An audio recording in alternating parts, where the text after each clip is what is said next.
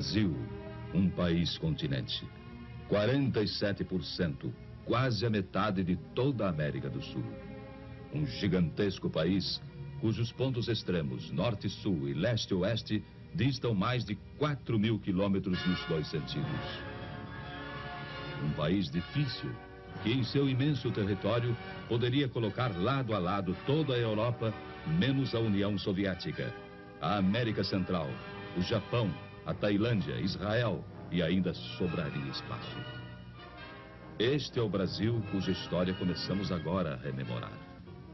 Foi este país gigante, este Brasil de dimensões continentais, o cenário dos fatos que vamos iniciar neste momento. E que começamos a recordar na imagem de jovens que ainda eram crianças quando tudo aconteceu, ou de crianças que nem sequer haviam nascido quando tudo se passou.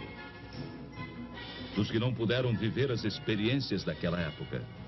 E assim, a eles, aos jovens, aos que não viviam ainda, dedicamos principalmente este programa.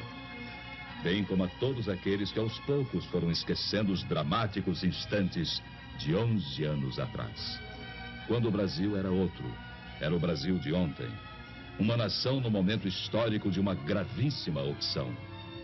E voltemos, portanto, um pouco ao passado. Sem ódios nem rancores, apenas para comparar. Foi há muito pouco tempo, apenas 11 anos. E o Brasil sofria uma de suas piores crises. Greves sobre greves, ameaça de guerra civil, caos quase incontrolável, deterioração econômica e financeira, indisciplina invadindo os quartéis, inflação galopante, forçando para o alto, praticamente a cada semana, os preços de tudo. Foram momentos terríveis.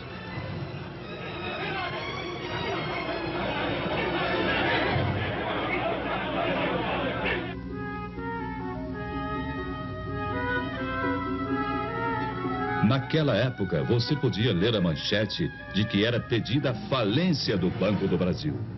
Eis uma daquelas manchetes. Hoje parece humor negro, diante desse gigante que é o Banco do Brasil, já se afirmando no mundo inteiro. Mas aconteceu. Os jovens de hoje, é certo, não se lembram disso.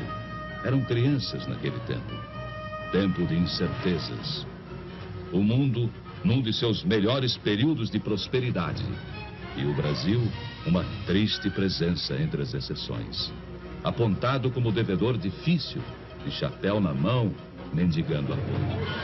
Pedindo o reparcelamento de compromissos financeiros vencidos. Em situação de quase insolvência.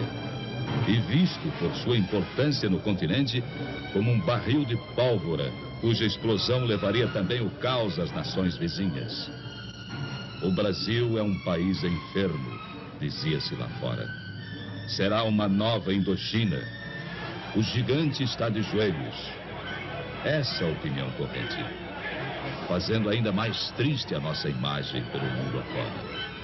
Pois o que se dizia no exterior apenas retratava nossa real situação, sem saber como seria o dia de amanhã.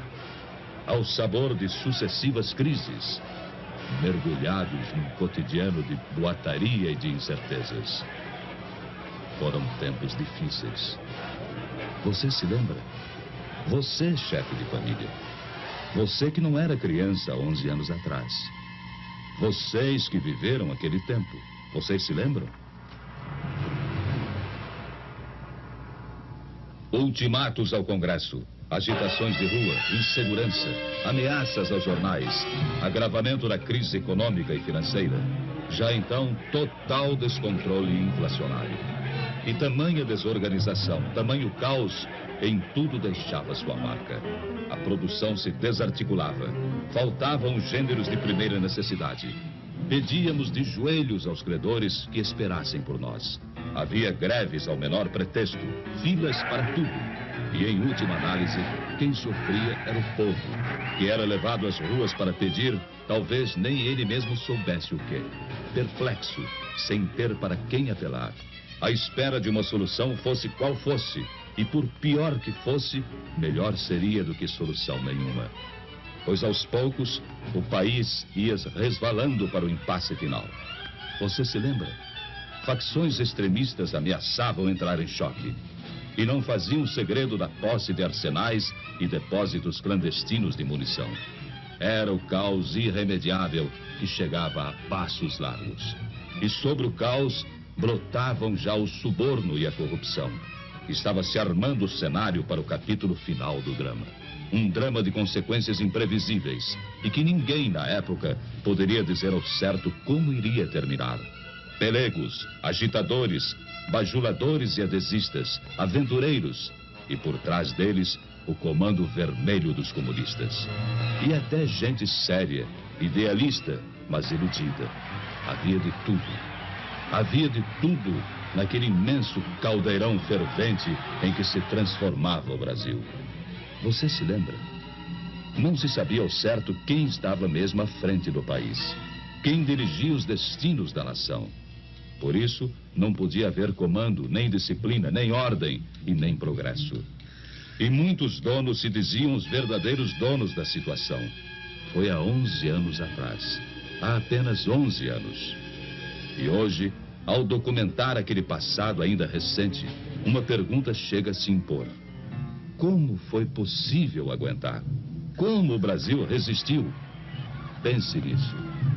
Você gostaria de voltar àqueles tempos? De experimentar as mesmas angústias? De sentir as mesmas incertezas e inseguranças? De voltar ao Brasil de ontem? De ler as mesmas manchetes e ver os mesmos espetáculos?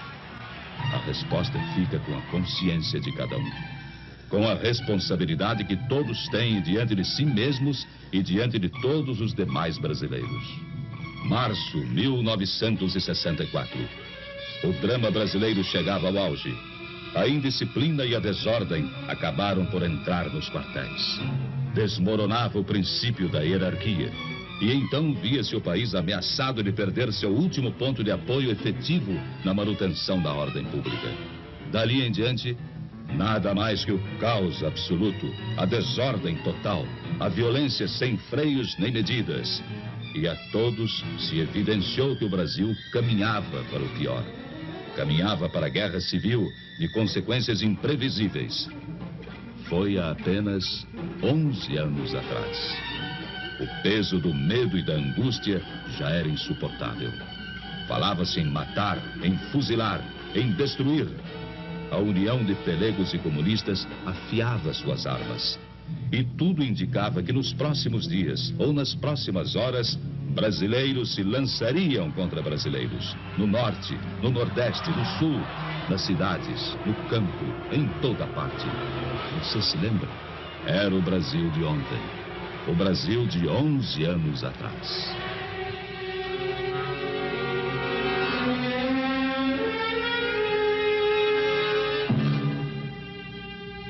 Foi no último instante, quase no momento derradeiro. E quando o país estava à beira da guerra civil, quase em pleno caos, alguma coisa aconteceu. Era impossível continuar suportando tantos desmandos, tanta incompetência, tamanha anarquia. E o clamor de vozes conscientes encontrou eco em soluções inadiáveis. E as Forças Armadas, elas próprias, mais do que ameaçadas, foram chamadas, praticamente intimadas, a cumprir a missão que o momento lhes impunha. Restabelecendo a ordem e livrando o país dos trapos vermelhos que ameaçavam sufocá-lo.